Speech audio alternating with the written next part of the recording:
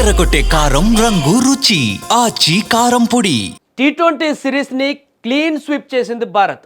Abhishek Sharma విధ్వంసకరమైనటువంటి బ్యాటింగ్కి New Zealand మొత్తం తేలిపోయింది. ఏం జరిగిందో ఏం జరుగుతుందో అర్థం కాక న్యూజిలాండ్ బౌలర్లు ఫీల్డర్స్ అందరూ కూడా ఆ గ్రౌండ్లో అలా చూస్తుండిపోయారు. ఏం కొట్టడం రా నాయనా అనేటువంటి విధంగా అక్కడికి వచ్చినటువంటి అభిమానులు కూడా చప్పట్లు కొట్టి కొట్టి ఆ 6లు 4లు పోతుంటే ఇంకా ఆ కేరింతలు చేసి అలవాటు అయిపోయి వాళ్ళకి అలా సైలెంట్గా కూర్చున్నటువంటి పరిస్థితి వచ్చింది. అంత పెను విధ్వంసం సృష్టించాడు అభిషేక్ శర్మ. 14 బంతులు అంతే half century, record half century చేసి పడేశాడు. మన ఇండియాలోనే అత్యంత వేగవంతమైనటువంటి హాఫ్ సెంచరీ చేసినటువంటి రెండవ బ్యాట్స్మెన్గా రికార్డులోకి ఎక్కాడు అభిషేక్ శర్మ. మొదటి బ్యాట్స్మెన్ మన అందరికీ గుర్తే ఉన్నాడు యువరాజ్ సింగ్. 12 బంతుల్లో కొట్టేశాడు, 6 బాలకు 6 సిక్స్లు కొట్టే ఆ రోజు. ఆ తర్వాత మళ్ళీ ఎవరైనా ఉన్నారంటే అభిషేక్ శర్మనే. 14 బంతుల్లో హాఫ్ సెంచరీ ధనార్దన్ దంచేశాడు. ఈ దెబ్బతో యువరాజ్ సింగ్ రికార్డు కూడా బద్దలు కాబోతుంది అనేటువంటి ఒక ఇండికేషన్ దీని ద్వారా ఇచ్చాడు. అయితే వన్డేలో కొద్దో గొప్ప టీమిండియాకు గట్టిగా పోటీ ఇచ్చినటువంటి న్యూజిలాండ్ టీము టీ20లో మాత్రం ఇప్పుడు తేలిపోయింది. భారత బ్యాటర్ల ధాటికి బౌలర్లు బెంబేలెత్తిపోయారు. మూడో టీ20లో కిషన్ మాస్ దూకుడు, ఈశాన్ కిషన్, అదేవిధంగా Abhishek class innings, captain Suryakumar బాదుడు ముందు 150 పరుగుల విజయ లక్ష్యం చాలా చిన్నదిగా కనిపించింది. ఎందుకంటే 10 ఓవర్లనే ఊచకోత, 10 ఓవర్లలోనే ఊదేశారు 150 పరుగులు.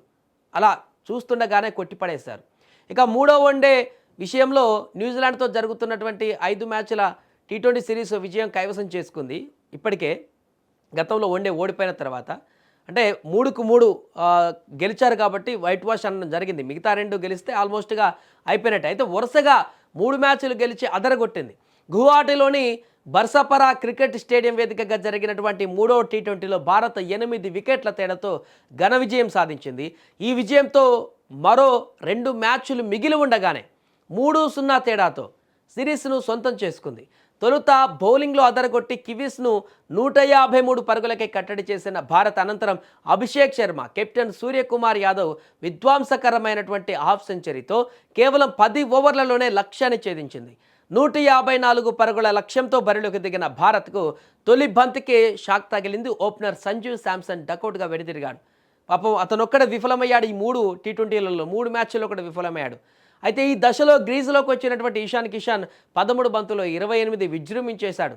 వికెట్ పోయింది కూడా పట్టించుకోలేదు. ఫస్ట్ ఓవర్లోనే బాధేశాడు. మరో ఓపెనర్ అభిషేక్ శర్మతో కలిసి ఎదురుదాడికి దిగాడు. వీరిద్దరు కేవలం 19 బంతుల్లోనే 53 పరుగుల భాగస్వామ్యాన్ని నెలకొల్పారు. ఇక ఈశాన్ అవుట్ అయ్యాక గ్రీజులోకి వచ్చినటువంటి కెప్టెన్ సూర్యకుమార్ యాదవ్ అభిషేక్తో కలిసి విధ్వంసం సృష్టించాడు. తన పరుగుల దాహాన్ని తీర్చుకుంటూ కివీస్ బౌలర్లపైన విరుచుకుపడ్డాడు.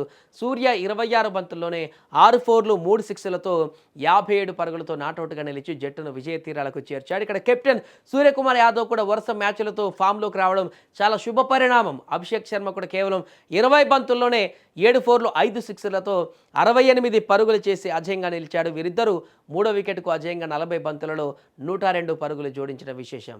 ఇక్కడ వీరిద్దరూ ఫామ్లోకి రావడంతో, సూర్యకుమార్ యాదవ్ ముఖ్యంగా ఫామ్లోకి రావడంతో వచ్చే కొద్ది రోజులు జరగబోతున్న టీ20 వరల్డ్ కప్కు ముందు ఒక అద్భుతమైనటువంటి బ్యాటింగ్ ఫామ్ అయితే ఉంది.